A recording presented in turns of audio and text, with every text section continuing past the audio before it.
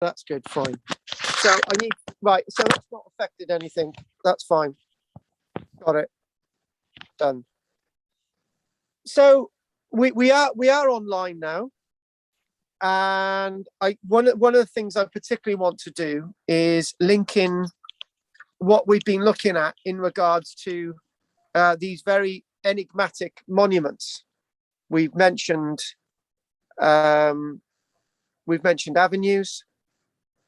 We've mentioned the cursus monument, and last week we looked at the cursus monument associated with Stonehenge, and we looked at the avenue, West Kennet Avenue, which is associated with Avebury and West Kennet Longbarrow. So that's what we looked at last week.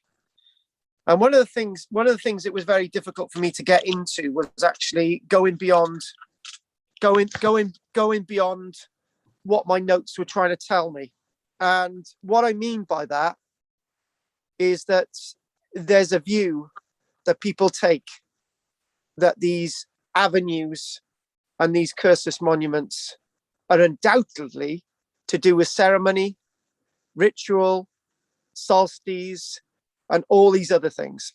And one thing I wanted was for everybody to look outside the box. And I even wanted people to go outside the box with my thoughts on what these cursus monuments are. And avenues. I basically said they're areas for the ancestors, not the dead, the ancestors. There's a clear difference between the dead and the ancestors, because it's a progression, isn't it? Because the dead are in the ground and the ancestors are the embodiment of life, the continuance of life. And that's one of the things that I've been looking at, and I've been looking at that for some time. But if you discount that from the argument as well, as Sherlock Holmes would say, once you've dismissed all the evidence, it's the evidence that's left that tells you what these things are about. But we're going to even go even further than that. And that's where I'd like to look at today, even if it's just for half an hour today. That's what I'd like to do. So I'm very one of the problems I've got today is access to power, because we've still got wind turbine and solar issues. So I might have to fiddle around with the connection for the computer, but we'll see. But anyway, if we just do half an hour, that'll be fine. So what I'm going to do is show you a few images in regards to the Dorset cursus monument, and this is where this might go wrong. Do you know what's going to happen? Right, I've got this 2-hour class to do tonight, and it'll be absolute crap. But no, hopefully the reception will be really good. We're already geared up for this. So this is this on the screen, the Dorset cursus monument. And what we need to do is we need to sort of elaborate on what this is. You can see these banks and ditches going across the landscape, right? And you can see these tram lines here. So that's actually quite interesting, that it's really, really wide, 100 meters wide in places, which is quite amazing. Like two parallel lines that go up and down the landscape. Now, I've been saying that there's no burials within these monuments. In fact, from the very earliest periods, from the earliest eras that we actually look at these monuments, we don't actually find anything else associated with them. So this itself, I did actually refer to this as the Dorset Avenue last week. I was completely wrong. It's a cursus monument, but in a way, there's no real difference between a cursus monument and an avenue in lots of ways. So this monument itself, to sort of set the scene, to sort of try and get the evidence up here, right? And I do believe that whatever image I had there is gone. So I'm just going to try and mess around a little bit. And the reason why I'm lacking some of the images that I had is because I had to delete everything. So I just want to go slowly today. I don't like things. Last week was really difficult because I was just trying to say something and it was just like, right, I can't hear you. And I was just, oh no, please. So if we, what we're going to do, we're going to look at that map. So this there you go, Dorset cursus monument. It goes across fields and landscapes, and it just sort of goes across various field boundaries and things that are more modern and artificial. I showed you this last week. That there's the two parallel lines of the Dorset cursus monument. And to give you an idea of precisely where this is, because that's obviously the question, isn't it? You want to know where it is. So if we go back again and we set this within the landscape, this is a good one. It's sort of longitudinal plan. So it goes up and down the landscape, and it sort of goes up and down sort of valleys and so on. It just doesn't follow contours, which again is very, very odd, very, very intriguing. And there we go. What it actually shows in this reconstruction, which for me is really, really wrong. This Stonehenge one here, this Stonehenge one, which is really, really wrong. It sort of shows this monument in its later echelons of its use, right? But if you can imagine, there's a ditch and a bank, right? So if we go back again, and if we type in the cursus map, so we type that in and we try and just sort of get sort of an idea where this precisely is. Hang on a minute. How are we going to get it off this one? Is this very clear? It's not exactly showing you where it is. Okay, let's just go off a minute. Let's just oh, there you go. You can see this sort of sets across the landscape. You can see that it's got a beginning and an end. It's between a location known as Thick Thorn Down and Bockley Down. Again, across this very rich, intriguing Dorset landscape. So there you go. And what you can see, these little black things on here as well. These indicate actually other monuments from more recent times. So one thing I'd like to do is give you a nice few facts about this, and then we can have a nice little jam and a nice little discussion. So the few facts I want to tell you is that this cursus monument, as shown on the screen, has a length. There we go, has a length. And if we go back again, there we go. If we can, there we go. Has a length of 10 kilometers. So it goes on for 10 kilometers. And if we sort of zoom in a little bit more, you can see that sort of undulating, two parallel lines are sort of undulating. And one of the things that we are going to do when we're actually doing this as part of the main archaeology Cymru classes, we will be doing this from a archaeological perspective rather than a Tim Ingold looking at lines perspective, right? So we'll be doing it in a slightly different way than we're doing. So that this is why these Wednesday evenings, I know it's Tuesday night, but we're catching up. This is why these Wednesday evenings are very different. Now, I've got to say that it can range between sort of 100 meters in width and maybe 110, 120 meters, a little bit more.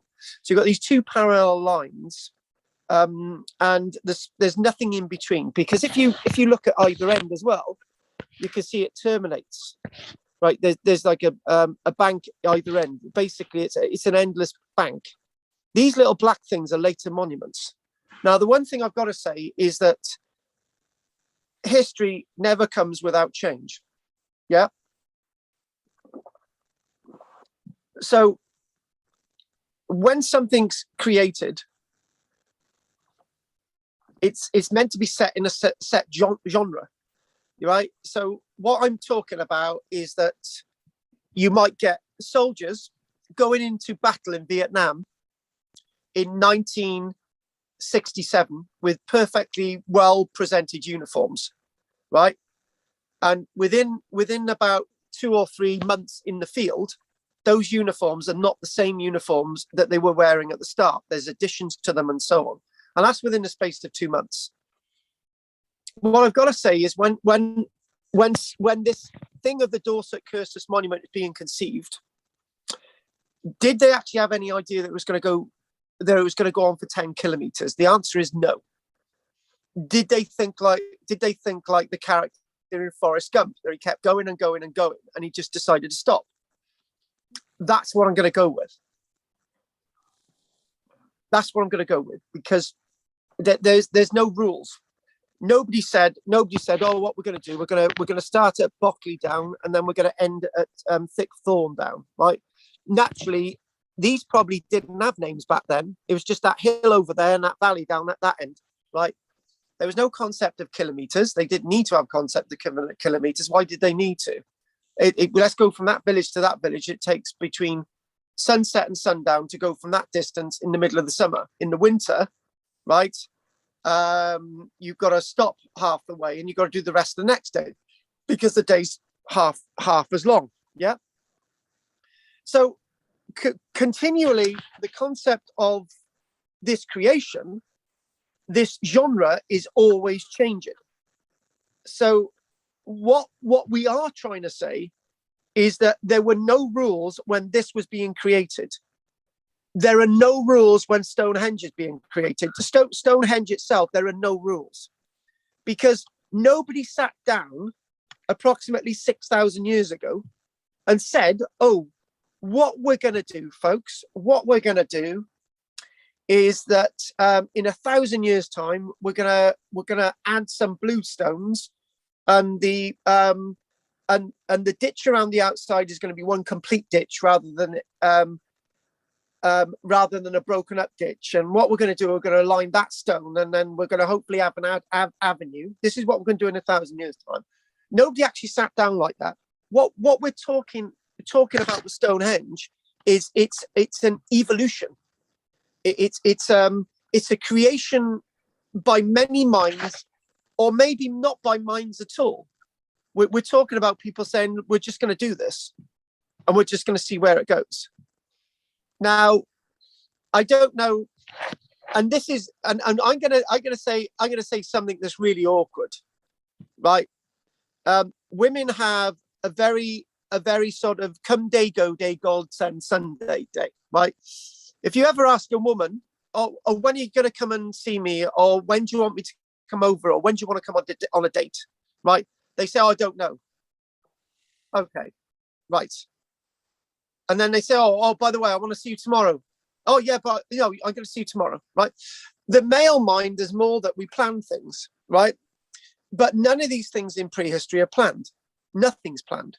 There's never a plan to anything in prehistory. So now we've accepted that rule. It means that we can expand outside the box, and then anything's possible. The problem in it, the biggest problem in archaeology, in lots of ways, is that we set boundaries on our understanding of the past. So, say for example, we look at the monument at Pentre Ifan in West Wales in Pembrokeshire, right? And somebody says it at Pentre Ifan, the purpose of Pentre Ifan is precisely the same purpose of what Tinkinswood burial chamber was used for. And they also say, oh, what's going on at Tinkinswood burial chamber is actually what's exactly going on at West Kennet Longbarrow. And the answer is no, it's not. What I'm going to say is that in archaeology now, we should not have models for what's going on, because everything is very different. Case in point is this. when we look, for example, at the idea of building a Roman fort, the purpose of a Roman fort built alongside Hadrian's Wall is probably got a very different purpose than a Roman fort in Cymru, Wales, or the Roman fort established in the northwestern sector of the Roman city of Londinium. They have got all different purposes and all different reasons. But many archaeologists like you to think that they're all for the same purpose, which is absolutely wrong. Yeah. So if we want to be a bit vulgar, we could say that the purpose of a prostitute is to give satisfaction to a man or a woman. But you could think that the purpose of a prostitute might be that the prostitute wants to make money. And that's why she or he are making themselves available. So there's different ways of very much looking at all these different areas of history and trying to put all these different things together. But as we keep saying, history is very multifaceted and very multi-creative. I'm just going to mention I've got three people online at this minute. One's called Jen, and they say, and we're going to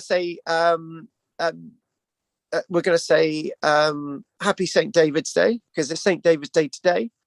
And Dewey Santapas, and somebody's mentioning that is your Zoom connection okay today?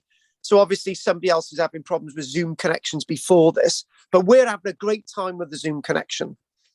So what I need to do, we've got this fine image of the Dorset cursus monument in front of us, but where are we going to go with this? So what I need to do is tell you a few little bits and pieces, a few little facts. What we do know is most of this monument in Dorset is probably all from around the same time. However, when I say all from around the same time, probably between 4000 BC and maybe about 3000 BC. What I'm trying to say is that we've got an approximate date. We can't really precisely say if it was all built at the same time. Maybe the Dorset cursus monument was built over a period of time, a bit like Stonehenge and a bit like Avebury. You know, I would be really hypocritical, Steve and Richard, and there's 5 people watching online now.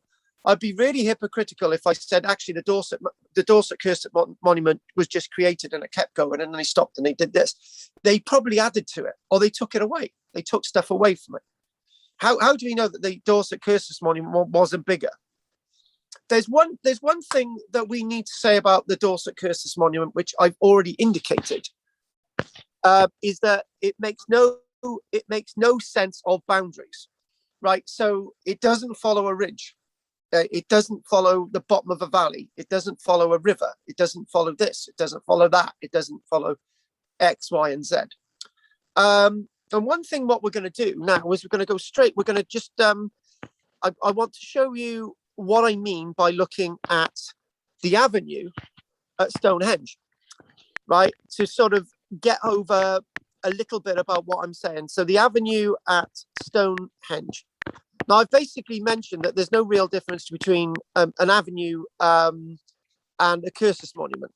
And there may have been, right?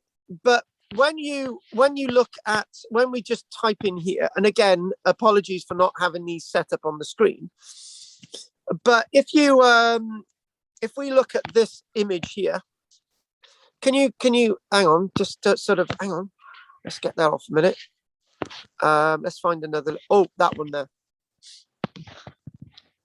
Can you see the straight line between the River Avon and it comes around and it goes to Stonehenge?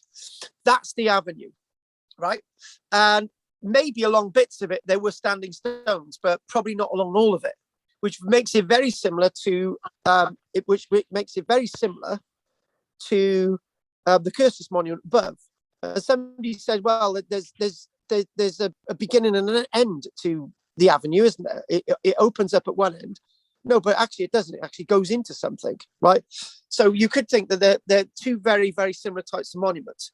But what I'm trying to say, what I am trying to say is the massive similarity between the cursus monuments and the avenue, right?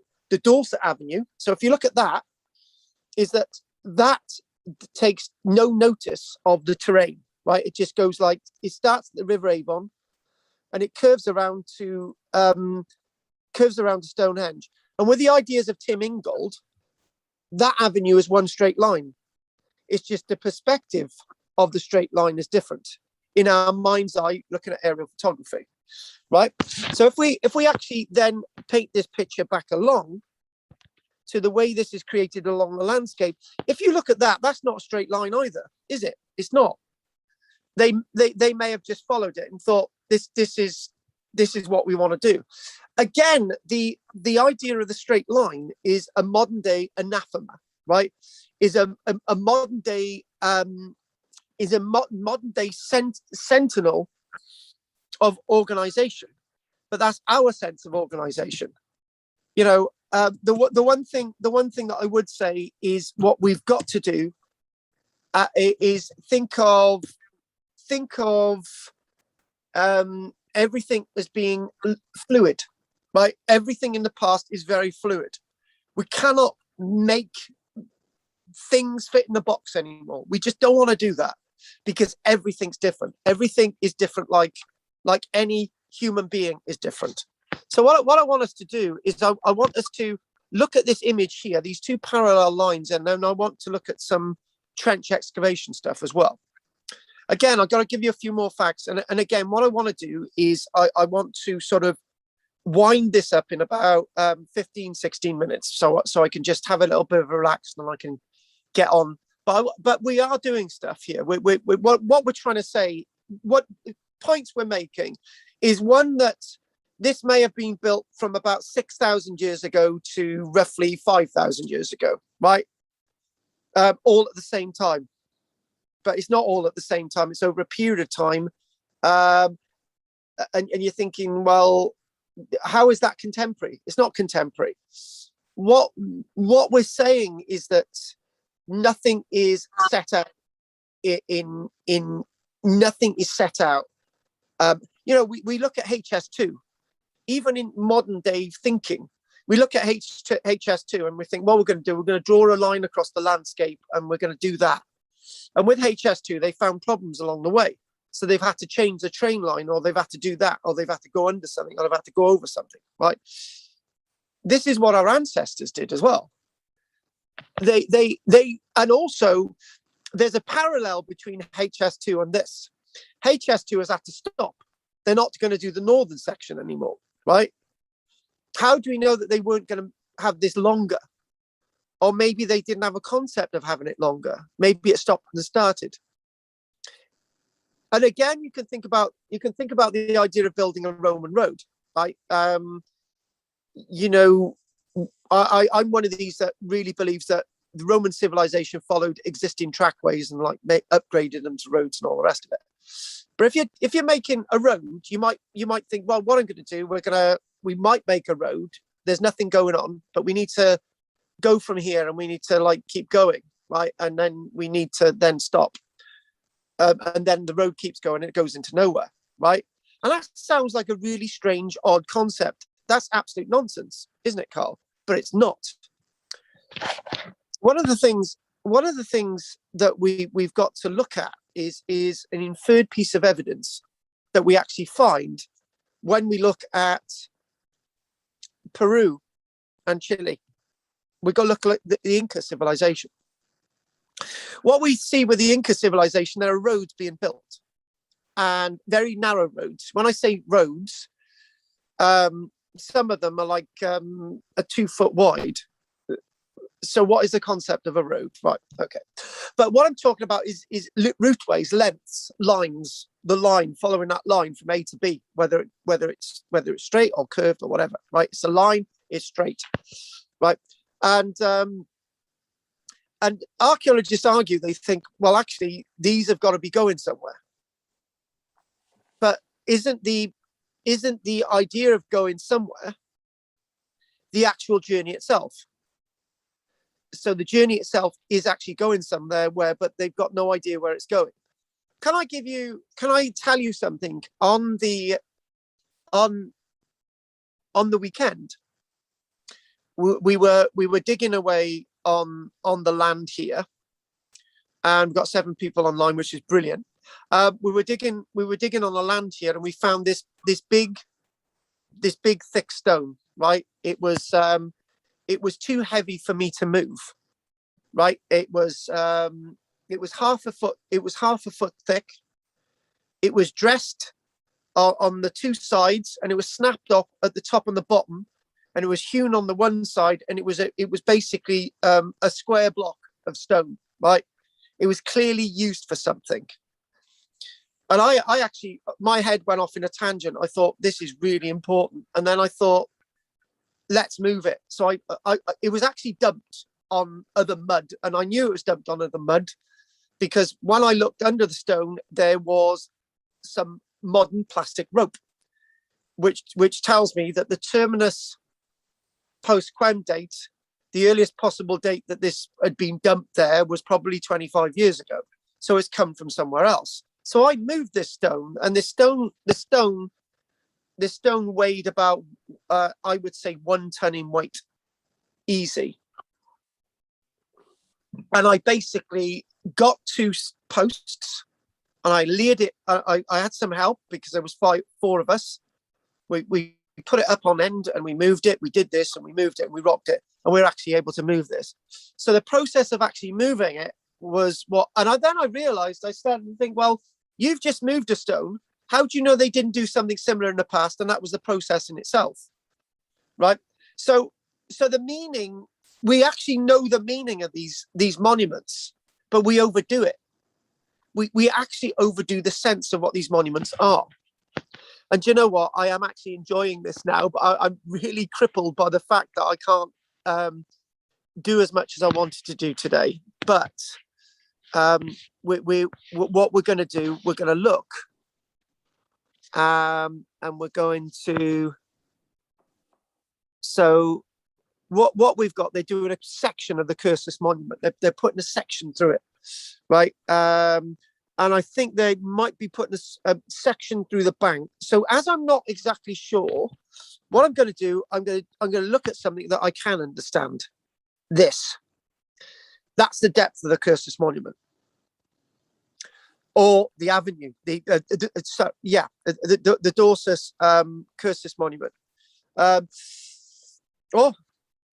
This would be the same depth of a ditch associated with an avenue as well. So what we've got the Dorset cursus. It's not very deep, but believe me, that being spread across a distance, i.e. the shadow track here, like this, okay, like this, that would be impressive, right? And the one, and if you haven't seen it, I will tell you what I've just seen. Let's go back to I'll tell you what I've just seen now. Okay, just going to try and show you. All right, that there. Hang on. Ooh, that there. If we enlarge that there is the boundary of the Cursus monument there, the left and the right there, that line going across, right? And you've got all the other things going across the landscape. That's the Acklin Dyke there, is the one going through the diagonally there. That's a Roman road, right? So what we've got this here, going here, this Cursus monument, right? And actually the power of this is actually that they're able to create this in the first place.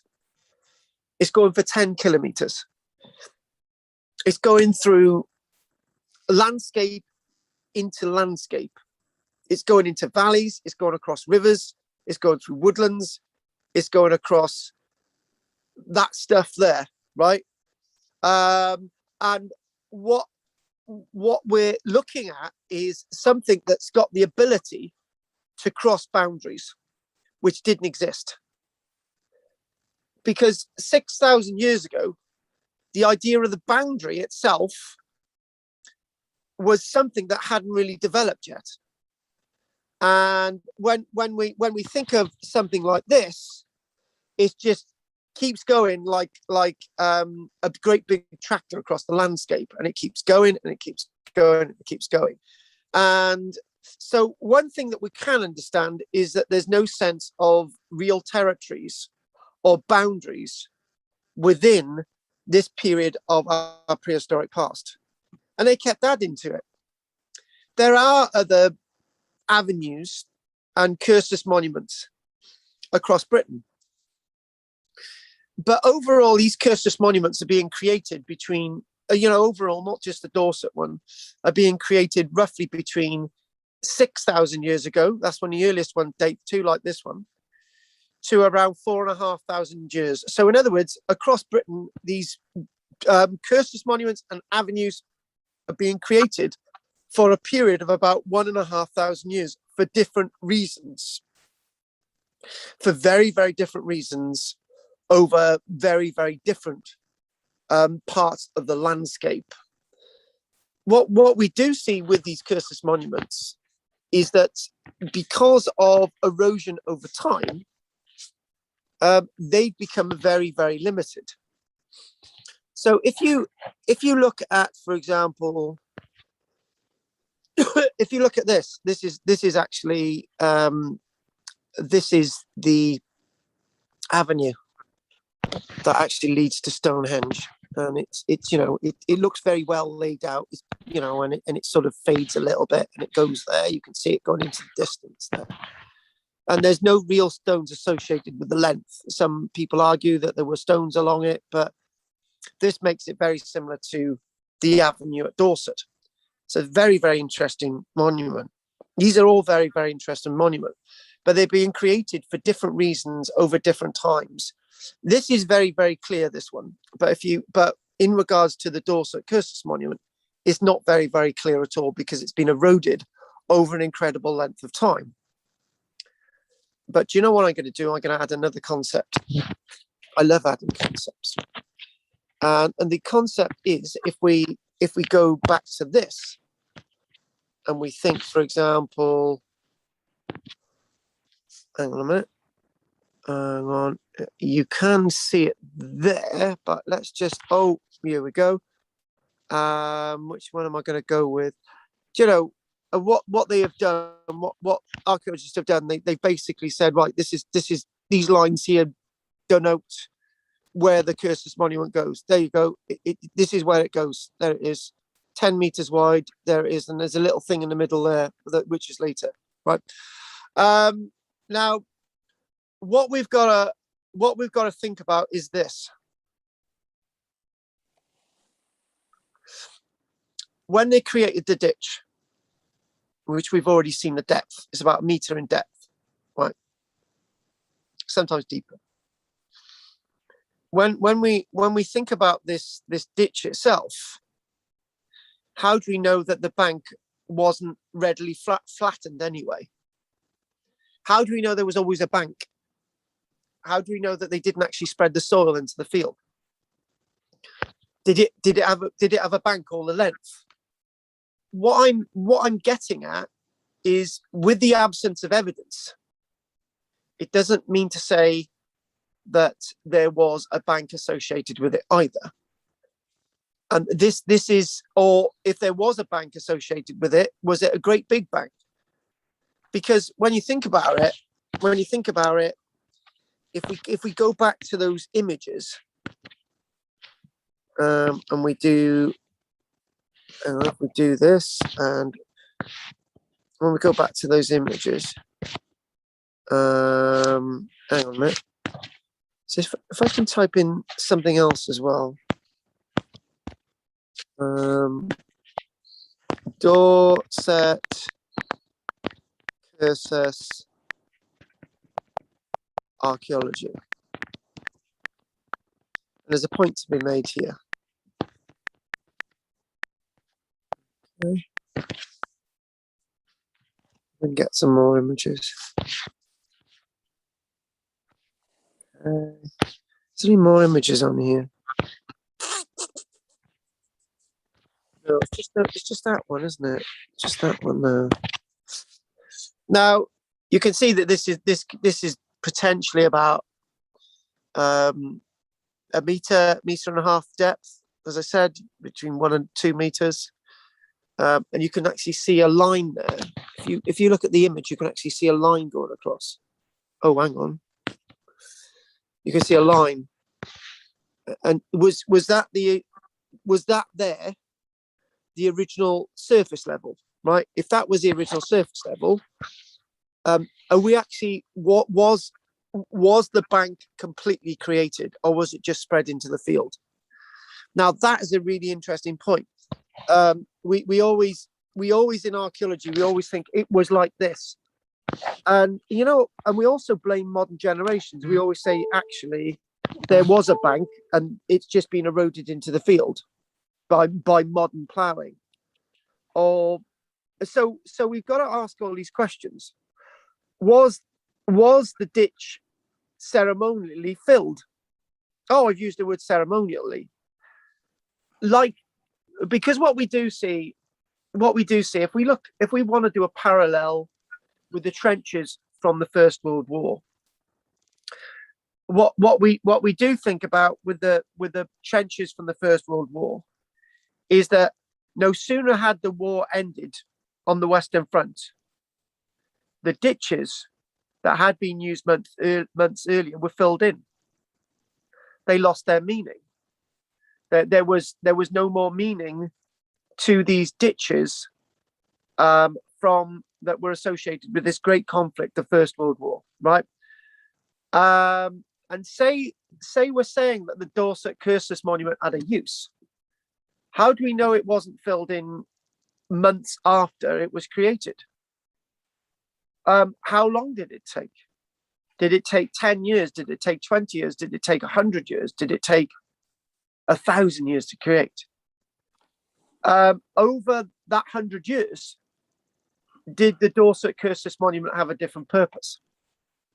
And this is what we've always got to be thinking, that things in history and archaeology are ever evolving and ever changing and ever having different meanings. So if we tantalizingly think what my notes in front of me tell us, it goes on to say, it says, we've got no idea of when these things were being really, whether there was any idea of a specific purpose. And here we go. This is a rather interesting one. In some cases, but by no means all, the enclosing earthworks are breached by causeways. But when were those breaches in the causeways made? Areas of ground across which the ditch had not been dug. But when we think about the Dorset cursus monument, it's an endless.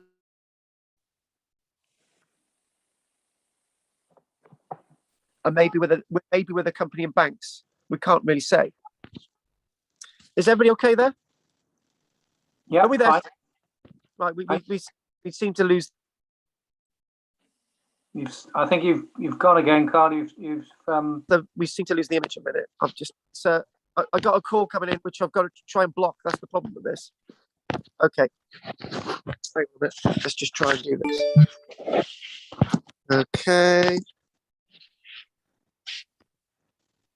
Nice. Are we getting anything on the screen a minute? Yeah. Oh, yeah. We did. Oh, brilliant. And that's another nice little one, isn't it? Where we've got that as well. It's sort of showing a little bit more of the detail. The sophisticated nature of this landscape. In fact, I'm gonna add something else into this. Maybe the cursus monument itself is a landscape within a landscape, a world within a world, a landscape within a landscape. And this is one thing that Tim Ingold would tell us, that you've already got a landscape there, and what's happening is this monument is plonked on top of it as another landscape on top of a landscape. So it gets really, really complicated. The whole thing gets really, really sophisticated and complex. So what we're going to do now, we're going to have to call that a day now, but this has really, really worked. And thanks for bearing with me today. So that's been absolutely fab. I know that's been a lot of stuff to take on board. So what we are going to be looking at tomorrow, which will please Peter, is the idea of carvings, i.e. crosses. And Peter's idea of Celtic crosses. That's what we're going to be looking at next week.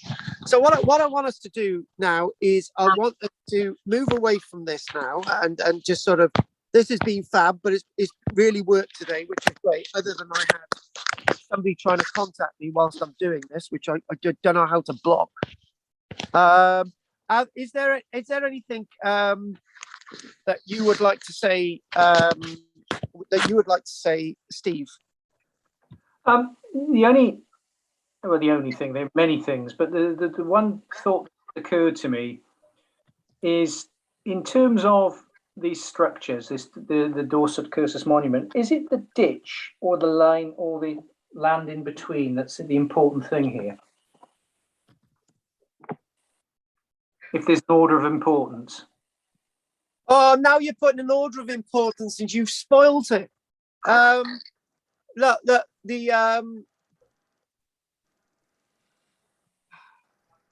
there is no order of importance. The creation is the important thing. Yeah. So the space in between, that's the problem. Is the bank the realm of the ancestor, or is the space in between the bank? If there's no bank, is the space between the ditch the realm of the ancestor, or is the ditch itself the domain of the ancestor? What we do know is that there's no real evidence that when they were created, that anyone actually used the space in between for the primary purpose that it was used for, if there was a primary purpose, because this would have taken some considerable time to create. So the original idea of creating this would have been very different from the start to the end. Okay. So ask that question again. I suppose what I was trying to get to is less the importance, but the point that is it the ditch that's the important thing, the space in between, or the bank, or do you just take it as a whole? Now, or did that change over time? So did it start that it was? I would changing over time. This is the point. It's changing over time. That is the point. So when we've moved that now, the whole thing has changed over time. And actually, when you think about it, if you want to dumb this down, make it really simple, the creation of the ditch is as important as the space in between. Yeah. Okay, I can see that. And to enclose is as complicated as digging the ditch, because you've got to understand what you're enclosing. Yeah. Okay. Because you might have to clear things along the way. You might have to deal with this or that. You might have to move boulders and all the rest of it. So that's as important. Actually, when people create cricket grounds, they've got to level it, right? It's not the purpose of actually, the cricket stumps and where everything's going. It's got to be leveled.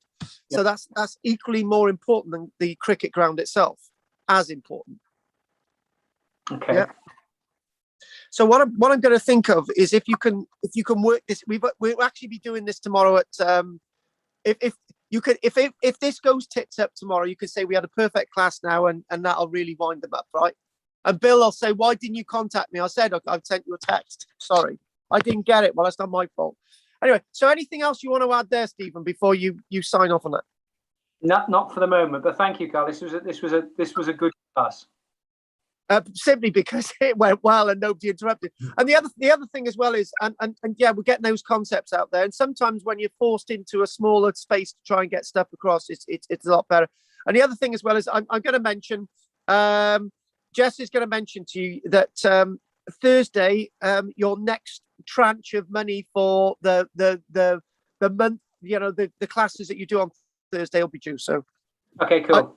I've said that to make it easier for you, so at least one person knows. Richard already knows. So, Richard, anything you want to say? And if there's anything you want to say after Richard, Steve, chuck it in. Anything you want to say, Richard? No, no, I'm fine with it. It worked tonight. It Still worked. quite- yeah. It worked tonight. And the other thing as well is, Richard, did you get the article for Barron District News? Yeah. And we're nearly on 50 articles, Richard. So we've got to do something special for the 50th one. And if it's up to you now, it's up to you in the next 2 days to come up with images. If not, I will do it. All right. I'll speak to you tomorrow. All right, then. Brilliant. Okay, then, guys. If you're done, Richard, Stephen, anything you want to say before we finish? Nothing else from me. Thanks, Carl. I appreciate it tonight. It was good. Yeah, I do appreciate it because the internet connection was brilliant. It was gorgeous. Yeah, no, absolutely. Okay, then, guys, I really appreciated that. I'm gonna say good night. Au revoir. I'm gonna have a little sit down, and I'm gonna finish my preparation for 7:30. Excellent. It's going to be 6 o'clock tomorrow. It's going to be 6 o'clock tomorrow because Yeah. I haven't quarter to 6 jinxed it. Yeah, I forgot all about it last week. Anyway, I sat down at 6 and we'd already started, but I didn't miss much anyway. It wasn't working. So. What we're going to do 6 o'clock. It's fine. It's okay. Yeah. Okay, cool. See you tomorrow, Richard. See you tomorrow. Thank you. See you, Stephen. That's great, Richard. That's great. I'll see you tomorrow. Take care. Take care. See you both. So Guys, long. bye. Bye. Take care. So So long. long. So long. Bye-bye. Bye-bye. Bye. Bye. If there's anyone listening online, that was really good. We had 6 of you at one point. I hope Queen of Swords and Jen is still watching. I really appreciate you there. And I've actually got my normal class starting at 7:30. And we'll probably start a little bit after that, but the next class will be in 7:30. So it's like a half an hour's time. And this week we'll be looking at the prehistory of islands in the Bristol Channel, as much as I can put together. Anyway, I will see you in a half an hour, guys. I'm going to end this recording now. Back of the net and up there. Keep safe. Watch what you're doing. Don't forget to like, subscribe. If you join, press the join button. It's £1.99 a month. Join. Every penny helps. Money's a bit tight at this minute, as it is. And yeah, it's great. Anyway, thanks for your support. Keep watching. And Queen of Swords and Jen, see you later. Take care. Bye.